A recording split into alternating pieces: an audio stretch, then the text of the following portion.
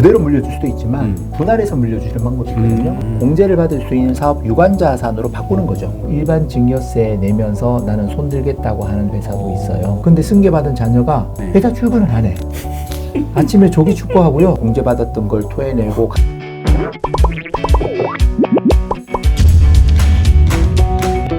안녕하세요. 중소중견기업 보스들의 골치 아픈 고민을 타파해줄 보고파TV를 책임지고 있는 윤책임입니다. 자, 오늘은 가족 기업의 승계 전략에 대해서 한번 얘기를 나눠보도록 하겠습니다. 옆자리는 경영 컨설팅 전문가 이혁 전무님 모셨습니다. 안녕하십니까? 안녕하세요. 네.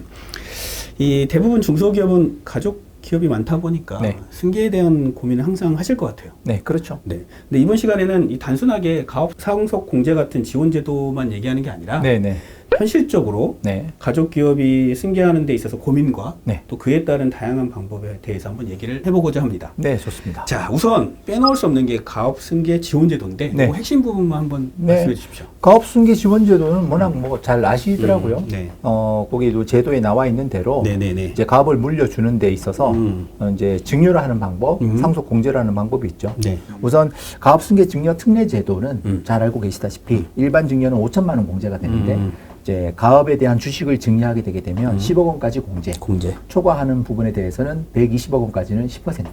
혹시 120억을 초과하게 되게 되면 나머지는 뭐 600억까지니까 거의 대부분 20% 한도로 이제 그 증여를 하실 수가 있습니다. 일반 세율 50%보다는 훨씬 더 유리한 세율이죠. 그리고 가업 상속 공제는 매년 그 좀 조건이나 혜택이 조금 확장이 되고 있어요. 그래서 뭐 공제 한도가 예전에는 500억까지였는데 600억까지 공제가 되고 사후 관리 기간이 7년에서 5년 줄었고요. 맞아요. 그리고 옛날에는 이제 그 중분류 안에서 우리가 업종 변경이 되는데 대분류까지 많이 좀 느려졌어요.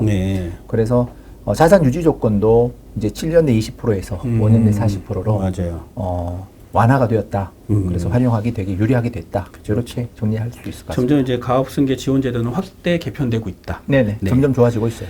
그러면 이제 활용 가치가 커진 이 가업 승계 지원 제도를 잘 활용하는 방법은 뭐가 있을까요? 좀 잘 활용하고 싶다. 일단 기본적으로요. 우리가 가업이라는 전제하에 증여나 상속을 할 때 특례 적용을 해주는 거거든요. 그렇죠. 그러면 가업 무관 자산에 대한 해당이 되질 않습니다. 그래서 일단은 뭐 가지급이라든지 그 외에 뭐 또 사업 무관 자산들 여러 가지 있거든요. 과다 보유 현금이라든지 뭐 장기적으로는 너무 임차가 많다, 임대를 많이 주고 있다. 그 부분도 좀 계획을 하셔야 되고요. 그래서 이제 여러 가지 방법들이 있는데 첫 번째는 우리 기업을 또 그대로 물려줄 수도 있지만 분할해서 물려주시는 방법이 있거든요. 인적 분할, 물적 분할이 있습니다. 인적 분할은 주주가 자기 지분율만큼 신설법인에 대한 주인이 되는 거고요. 물적 분할은 가업 승계 대상 그 법인이 출자한 100% 지분 보유한 신설법인을 보유하는 방법인데요. 굳이 두 개를 쪼개는 이유는 현재 대표님께서 물려주시려고 할 때 이제 자산 가치가 높거나 또 물려주는 게 유리한 부분만 좀 발란해서 물려주고 싶지 않겠습니까?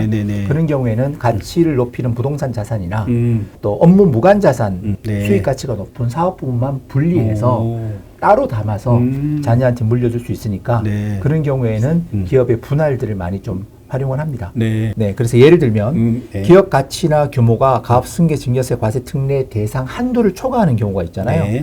그래서 그런 경우에는 굳이 수익 가치가 떨어지는 사업 분야까지 다 묶어서 주실 필요는 없고 그 부분들은 빼고 핵심 사업만 승계를 해야 되겠죠.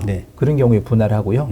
또 하나는 인적 분할을 통해서 회사를 쪼개고 각각의 기업을 자녀한테 승계를 할 수 있거든요. 따로따로?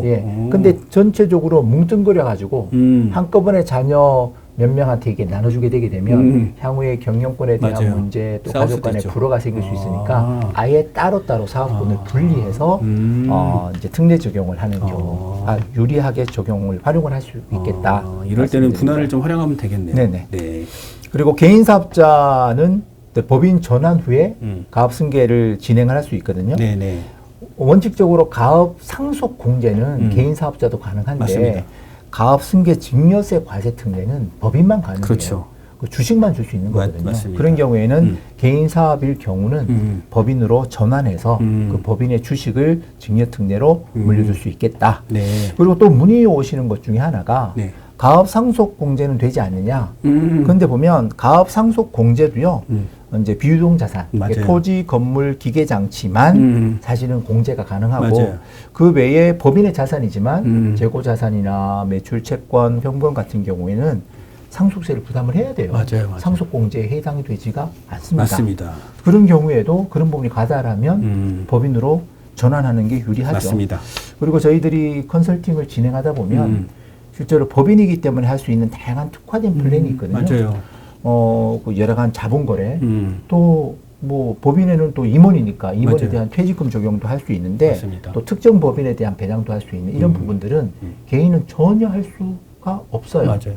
근데 잘 생각해 보면 상속은 지금 계획해서 할 수 있는 게 아니지 않습니까? 맞습니다. 나중에 상속은 그냥 발생이 되는 거 일반적으로 당하는 건데 그 시점에 우리가 공제 적용을 받을 수 있는 상황이 되는지 그 환경이 되는지는 몰라요. 맞아요. 그래서 현재 할 수 있는 최대한의 좀 효과적인 방법들을 실행하려니 네. 개인은 솔직히 방법이 없더라. 맞아요. 네, 그래서 법인으로 많이 전화를 하고요. 네네. 그리고 부동산이 있는 개인 사업자 같은 경우에는 이제 현물 출자를 하게 되면 양도소득세 2월 과세 적용을 좀 받게 되거든요. 맞아요. 근데 부동산은 감정가의 공시지가, 기준시가가 있기 때문에 실질적으로 임의적으로 조절이 안 돼요. 근데 법인은 주가는 상당히 전문가하고 상의하면 플렉시블하게 조절을 할 수 있고요. 2월 가세액은 양도소득세는 나중에 법인 전환할 때 내는 게 아니거든요. 맞아요. 법인이 나중에 최후 매각을 할 때 그때 법인세로 대신 내는 장점이 있고요. 맞습니다. 그 부분까지도 이제 부채로 인식이 되기 때문에 아까 말씀드린 주식 가치.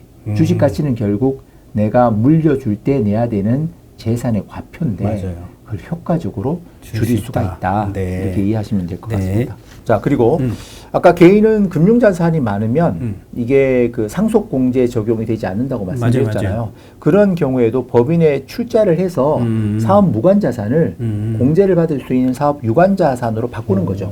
현금성 자산, 재고 자산, 기타 사업용 고정 자산. 사업에는 썼지만 개인이면 인정을 못 받는 건데 맞아요. 법인이면 인정받는 쪽으로 바꾸자. 그러면 개인이 그냥 생으로 상속을 하게 되면 상속세 10억은 그대로 상속 과표에 잡히게 되는 맞아요. 거지만 이거 상속 공제로 하게 되게 되면 10억에 대해 가지고는 다 공제를 받으니까 세금을 안 내니까 맞습니다. 이 부분들도 잘 좀 따져 보셔야 될 부분 같아요. 네. 그리고 이제 가업 상속 증여라는 거는 결국 물려받는 자녀가 아버지가 하시는 사업을 제가 물려받겠습니다. 네. 그래서 이게 사후 관리 조건이 있잖아요. 맞아요. 사업을 유지해야 되는 네. 지분도 처분하면 안 되고 그런데 가업 승계를 하지 않는 자녀가 있을 수 있고요. 그렇죠. 내가 큰애한테는 가업을 물려주지만 뭐 둘째한테는 다른 것도 그만큼 물려줘야 되잖아요. 맞아요. 그때 이제 창업자금 증여세 과세 특례가 있습니다. 그런 경우에는 이거는 그 주식으로 물려주는 게 아니고요. 네. 이제 현금성 재산만 물려주셔야 돼요. 네. 대신에 이제 뭐 양도 과세 대상 자산, 뭐 토지, 건물, 부동산 권리 이거는 물려줄 수 없습니다. 맞습니다. 이제 현금만 자녀한테 물려주는데 마찬가지로 5억 원은 공제, 세금이 없고 5억 원을 초과하는 50억까지는 10%. 그런데 만약에 종업원을 10명 이상 고용을 하겠다. 그러면 100억 원까지 10% 세율로 창업의 창업을 도와줄 수 있는 창업자금 증여세 과세 특례 활용할 수 있겠습니다. 결국은 이제 가업 승계를 하지 않겠다면 창업을 할 수 있게 증여를 도와주는 거네요. 네. 근데 이것도 이제 조금 저희가 실행해 보면 좀 따져볼 일이 사실은 많이 있어요. 이게 항상 우리나라 법은 말랑말랑하지 않다 생각을 많이 하거든요. 일단은 창업 자금으로 주게 되게 되면 자녀는 2년 이내에 창업을 해야 되고요. 물려받는 금액은 4년 이내에 다 소진을 해야 됩니다. 다 활용을 해야 된다. 그런데 이게 이제 사후 그 관리 요건들이 딴 특례보다는 좀 세요. 이게 10년간 유지를 해야 되거든요. 10년. 네, 그런데 요즘에 사업에 대한 라이프 사이클이 되게 짧아지잖아요. 맞아요. 너무 많이 빨리 바뀌니까. 변하는데 맞아요. 지금은 좋아. 괜찮아요. 그래서 세금 감면받고 물려받아서 사업을 투자를 해서 진행하는데 내가 10년 동안 계획대로 잘 가면 상관이 없지만 중간에 업종 변경을 하거나 폐업을 하게 되게 되면 사실은 그동안 감면받았던 부분들을 토해내야 되거든요. 원칙적으로는 10년간의 사업을 예측해서 계속 할 수 있느냐 요즘에는 요즘 경기나 이런 트렌드에서는 좀 깊이 따져봐야 되지 않느냐라는 생각을 좀 합니다. 네. 그러면 좀 전에도 얘기했지만 이 창업자금 증여세 과세 특례를 적용한다는 건 이제 가업을 안 받겠다는 거잖아요. 네네. 그러면 여기서 딱 궁금한 게 가업 꼭 승계만이 정답입니까? 승계를 해줄 수 있는 상황이나 승계를 했었을 때 유리하다면 승계를 하는 거가 제일 좋겠죠. 맞아요. 근데 그게 올리웨이냐? 저는 그건 아니라고 생각을 하거든요. 이게 물려줄 수 있는 상황이 안 되는데 자녀가 싫다면 뭐 어떻게 물려주겠습니까? 그렇죠. 근데 지금은 사업은 잘 돼요. 네. 그러면 몸값이 높을 때 팔아야죠. 그렇죠. 매각입니다. 매각. M&A. 그래서 기업 가치가 높을 때는 뭐 기업을 매각하고 또 반면에 기업 가치가 낮아 가치가 없어요. 그럴 때는 청산하면 거기에 대한 세금도 줄겠죠. 결국은 이제 매각 아니면 청산인데 네네. 그러면 이제 성공적인 매각을 한다는 거는 어떻게 전략을 피면 될까요? 이것도 한번 살펴보시면 일단은 파는 시점은 최대한 몸값이 좋을 때 체력이 한번 잘 나갈 때 팔아라. 네, 그때 잘 나갈 때 팔아야 되겠죠. 네. 그래서 그 관점에서 우리 회사 지분 가치를 올리는 작업들은 좀 하셔야 될 것 같고요. 네. 그리고 한꺼번에 파는 것들은 좀 효과적이지 않은 것 같습니다. 지분을? 네. 지분을 얼마든지 이제 매수자하고 상의를 해서 20% 30% 정도는 지분을 좀 남겨두고 왜냐하면은 저희가 결국 사업을 성장시켰다는 거는 처음에 차초의 창업자의 개인적인 역량과 맞아요. 네트워크 맞아요. 거래 관계를 통해서 성장을 하는 거거든요. 맞아요. 그러면 또 매수자 측에서도 일정 기간의 경영에 대한 부분들을 요구를 합니다. 그런 경우에는 오히려 매각을 하고 나서 기업 가치가 더 올라가고 왜냐하면은 또 매수자 갖고 있는 인프라도 있잖아요. 이게 이제 시너지 효과를 내면서 남아있는 잔여 지분 가치를 올려서 나중에 더 좋은 가격으로 매각을 할 수도 있죠. 그러네요. 네.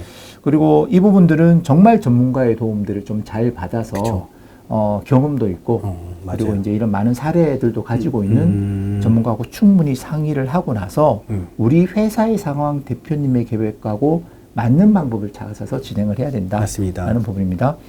그리고 이것도 당연히 우리 회사의 우리 가족의 제일 중요한 재산 중에 하나인데 대표님 임의대로 마음대로 했다가 또 가족이 불난이 나는 경우도 있죠.